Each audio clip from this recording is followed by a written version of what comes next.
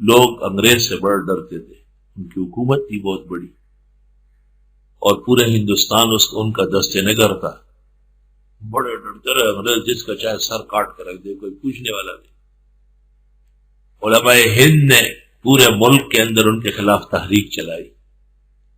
آپ کے اس کراچی خالق دین عال میں شیخ الاسلام حضرت مدنی کے پیشی ہوئی۔ انگریز جج نے کہا، آپ نے کہا ہے کہ انگریز فوج میں بھرتی ناجائز ہے اور انگریزی حکومت کو نقصان پہنچانا مسلمانوں پر واجب ہے، آپ نے کہا ہے؟ مولانا حسین احمد صاحب نے فرمایا، کہا ہے، کہتا ہوں، کہتا رہوں گا۔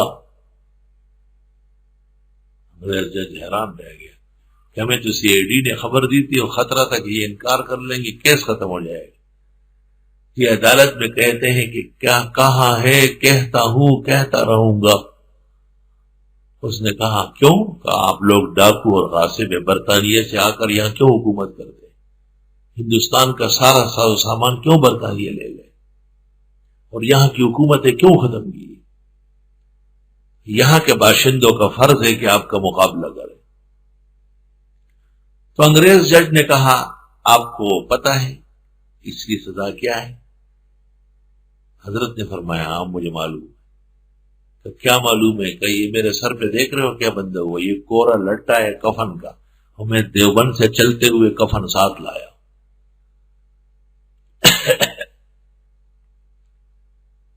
انگریز جج فکر میں پڑ گیا کہ یہ کیا غضب ہو گئی، کس قسم کے انسان سے واسطہ ہو گیا۔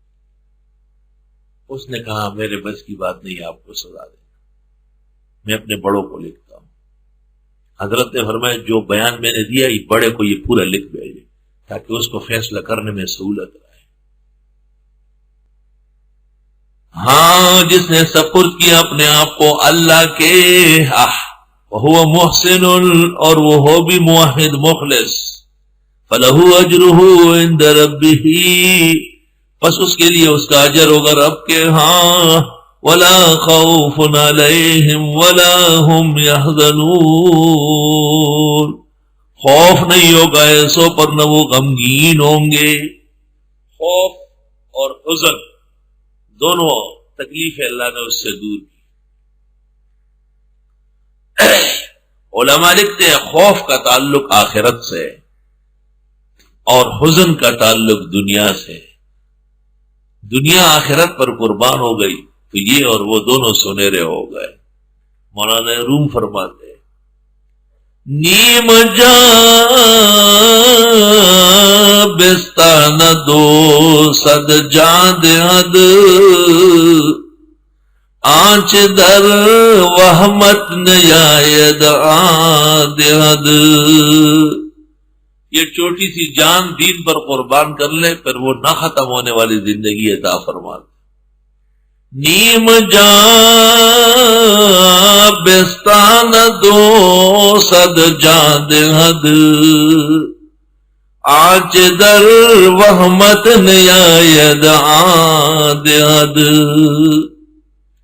نہیں برسوں پہ کچھ مدار حیات،